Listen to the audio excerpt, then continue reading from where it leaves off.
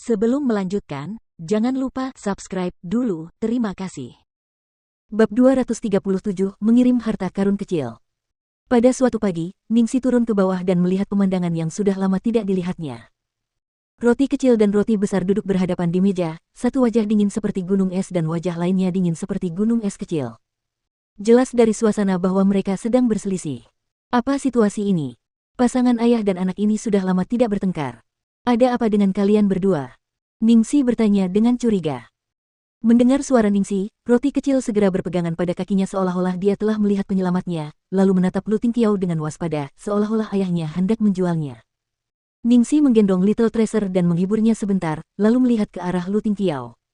Lu Tingqiao, apa yang terjadi? Lu Tingqiao mengangkat matanya, aku akan mengirimnya untuk tinggal bersama orang tuaku selama beberapa hari. Mereka sudah lama tidak melihatnya, dan mereka sangat merindukannya. Jadi begitu. Ningsi mengangguk mengerti.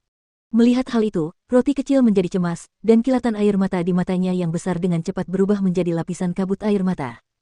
Hati Ningsi langsung melunak. Sambil menggaruk kepalanya, dia menatap Lu Tingqiao. Ini, tidak ada cara lain. Lu Tingqiao meliriknya. Ada. Suruh orang tuaku tinggal di sini selama beberapa hari. Lebih baik mengirim Little Treasure kepada mereka. Kata Ningsi tegas. Maaf, roti kecil, bibi juga tidak punya pilihan. Little Treasure langsung mendapat pukulan telak. Dengan ekspresi seperti anak kecil yang tidak disayangi oleh ayah dan ibunya, dia berlari ke atas untuk bersembunyi di kamarnya. Ningsi tertawa hampa. Kalau begitu, aku akan membujuknya. Baiklah. Di lantai atas, Ningsi mengetuk pintu kamar Little Treasure. Sayang, bisakah kamu membukakan pintu untuk bibi? Tidak ada reaksi dari dalam ruangan. Apakah kamu benar-benar akan mengabaikanku? Masih tidak ada reaksi dari dalam ruangan. Tampaknya dia benar-benar marah. Ningsi menghela napas, tetapi dia tidak bisa berbuat apa-apa. Dia hanya bisa turun kembali, lalu berjalan keluar. Ketika Lu Tingqiao melihat ini, dia bahkan tidak mengangkat kepalanya. Jangan memanjat dengan tangan kosong. Minta kepala pelayan menyiapkan tangga untukmu. Setelah mendengar kata-katanya, Ningsi hampir tersandung. Apakah pria ini cacing di perutnya? Bagaimana dia tahu dia akan memanjat tembok dan masuk melalui jendela? Brengsek. Belakangan ini, dia menyadari bahwa Lu Tingqiao semakin memahaminya. Ada banyak saat di mana hanya dengan satu ekspresi di matanya atau satu gerakan kecil, dia tahu apa yang ingin dia lakukan di detik berikutnya. 5 menit kemudian, Ningsi menaiki tangga dan memasuki kamar Little Treasure tanpa hambatan.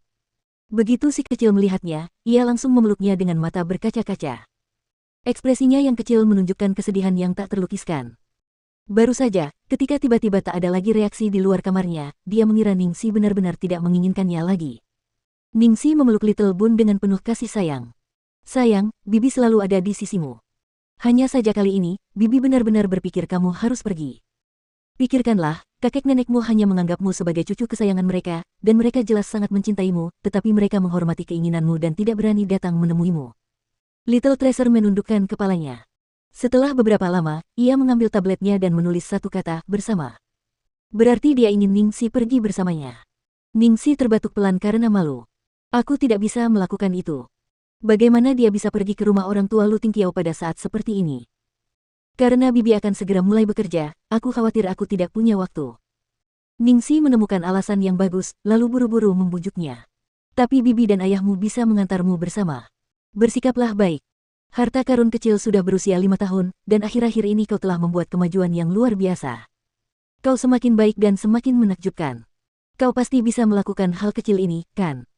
Ningsi menggendong si roti kecil, menciumnya, dan membujuknya sambil berbicara dengannya selama setengah jam. Akhirnya, si roti kecil itu mengalah.